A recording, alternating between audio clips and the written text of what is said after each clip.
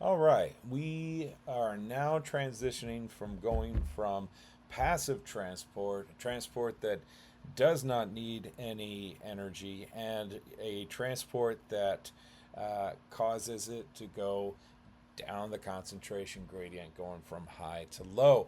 However, there are times in which, especially in cases where cells have to maintain homeostasis, that we have to kick stuff out that goes against that concentration gradient.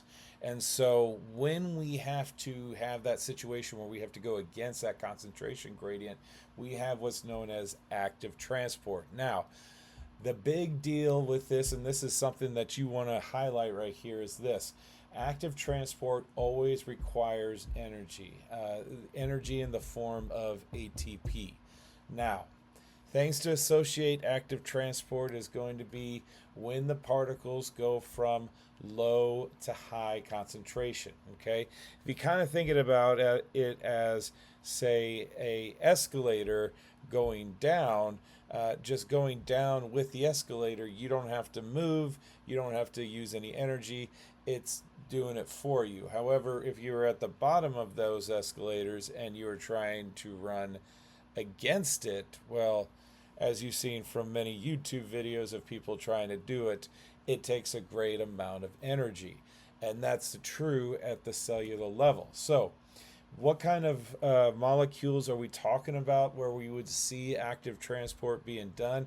Well, these are going to be molecules that are macromolecules, too big, or like we talked about in the cell membrane lecture, anything with a charge. All right, so we're talking about ions, cations, those kind of things. So again, passive transport, we have the simple diffusion as we learned about, and the facilitated diffusion, and also osmosis. But one we're focusing on here, take a look at the little green dots. These are our solutes. And in this case, we have high concentration on the inside, but low concentration on the outside. Now, normally in passive, we see it go from high to low with no energy. But since we're going against that concentration gradient, because these green dots want to go outside. But remember, because these are too big, they simply can't just go in and out.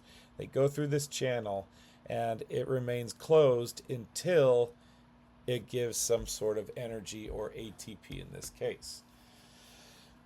Now, where do we, besides opening and closing channels, we also have situations where cells have to expel large amounts of cellular waste or hormones or different types of proteins. And so we talk about large molecule movement in which you have part of the cell membrane actually encompassing those material and either bringing it into or out of the cell. So endocytosis is any movement that's going into the cell. That's what you want to highlight here, is that it goes into the cell.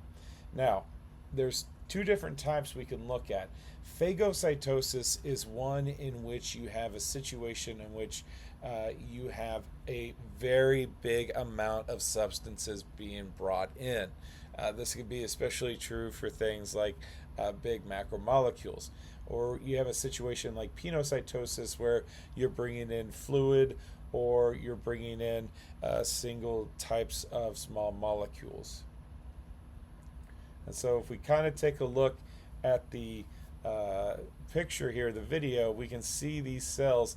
They are engulfing this bacteria, bringing it into the cell, in which the cell eats it up. And so it uses energy to bring in that bacteria. This is why when you are sick and trying to fight an infection, you feel exhausted. That's because a lot of energy is going to these cells to do those endocytosis, to get that bacteria out of your body and to restore homeostasis.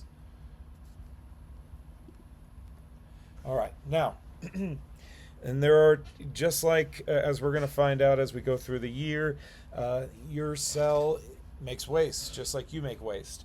And so the way a cell gets rid of waste is through what's known as exocytosis.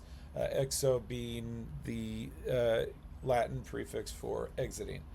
And so in this particular case, exocytosis is a way in which you can expel material, expel proteins, all of that good stuff.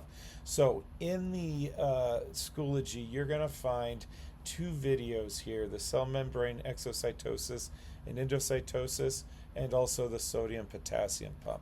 Watch these two videos and fill in the remaining portion of your notes that focuses in on how those work with active transport.